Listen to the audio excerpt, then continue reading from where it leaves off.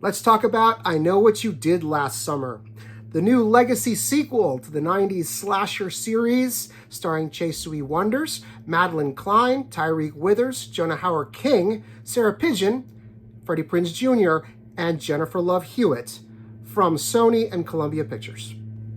As always, this review will be spoiler-free, but if you prefer to see the film in its entirety before hearing any commentary about it, please feel free to close this video out, drop a like before you do, then come on back and watch this once you've seen the film.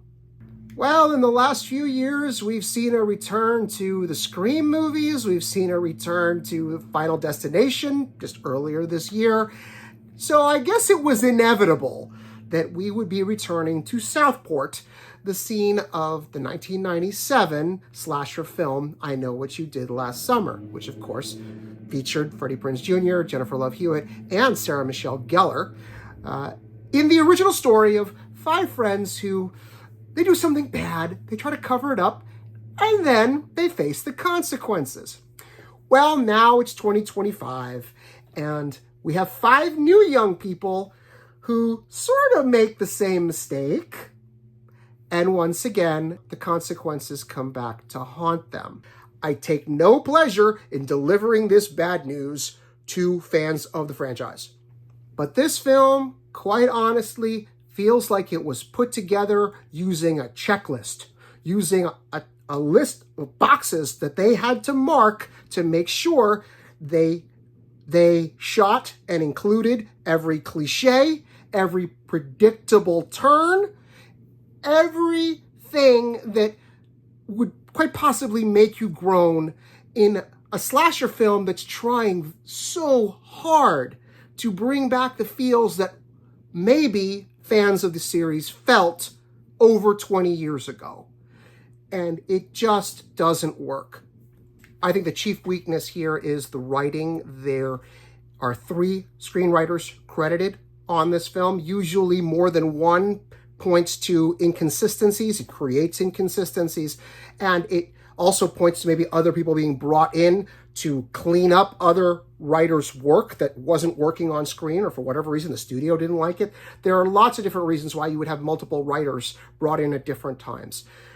The bottom line is usually it doesn't add up to a good final product. Sometimes it does. There are examples where you could have up to 5 writers credited, and what you get finally is really good. This is not one of those times. The cast is fine. The cast does their best with what they're given. These kids and Freddie Prinze and Jennifer Love Hewitt, it's not like they're not talented. Okay? The younger members of the cast, actually, you're going to be seeing them in a lot of high-profile stuff. Chasui Wonders, we've seen her recently in The Studio on Apple+. Madelyn Cline is going to be in a high-profile Amazon Prime film in a lead role. She was also in Glass Onion, the second Knives Out movie. Tyriq Withers is going to be coming up in the new Jordan Peele-produced film with Marlon Wayans, Him. Okay? These are actors that we're going to be seeing more often because they are talented. It's just they're all together in this particular film, and despite their best efforts, it's just not very good. I'm going to stop there because I might start getting mean, and I don't want to get mean. Y'all know this. I don't like doing that. I'm just going to say this isn't very good. Sorry, fans of the original series. Don't rush out to see this.